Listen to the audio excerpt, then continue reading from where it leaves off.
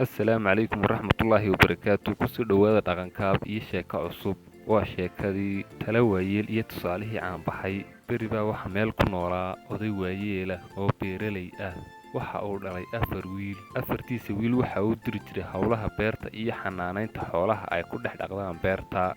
Hase ahaatee 4 wiil waxay ahaayeen qaar aan iskaashan oo maalin kasta ay ka dhaxayso dood, muran, isqabqabsi iyo adigu qaba hawsha iyo anigu ma qabanayo. Odayga waayeelka waxa uu ahaa mid carruurtiisa dusha kala socda oo eega sida ay isu kaashanayaan oo ay u wada qabanayaan hawsha. Hase ahaatee waxa uu arkay inaanay iskaashanayn oo aanu midba maqlayn midka kale. Maalin maalmaha ka mid ah odaygii waayeelka waxa uu yeedhay 4tiisii wiil.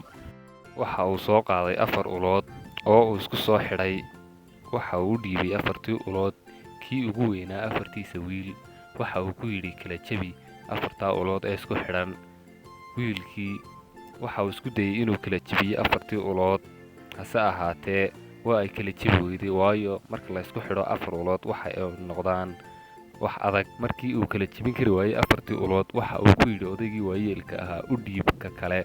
Waxa loo dhiibay 4tii ulood wiilkii labaad.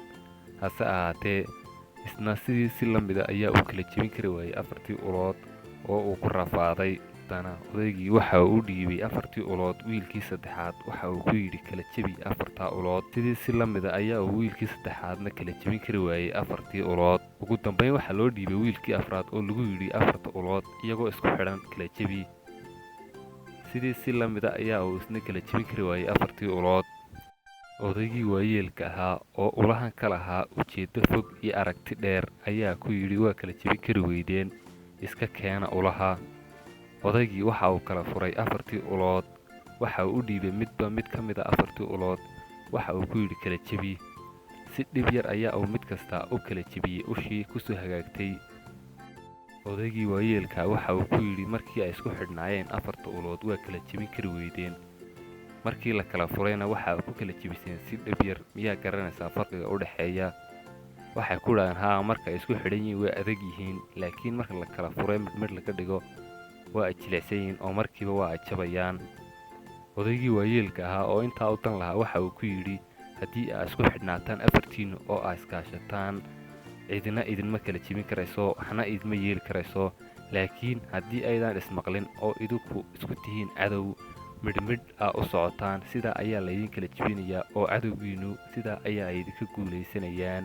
4tii wiil ee walaalaha sidii ayaa ay ku qaateen taladii aabbahood.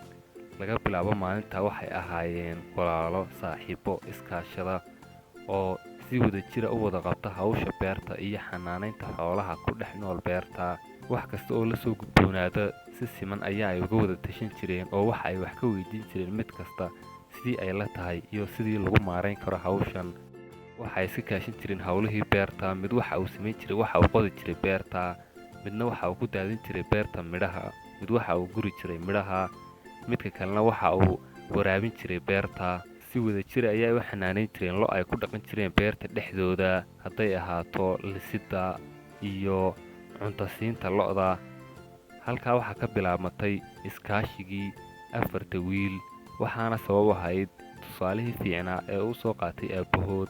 Odaygii waayeelka ahaa oo aad ula dhacsan sida ay carruurtiisu isu kaashanayaan isuna garabsanayaan ayaa markasta ku dhiirigelin jiray inay hawsha wada qabtaan oo iskaashadaan oo ay sidaa isugu duubnaadaan.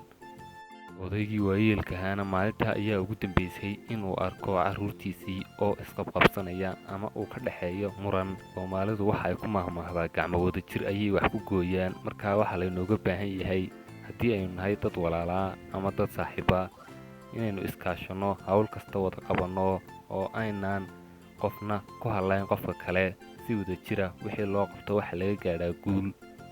Haddii aad ku cusub tahay channelka, subscribe saar si ay kuu soo gaadhaan muuqaalada cusub. Like iyo share iyo comment jumlad ahaan isu raaci.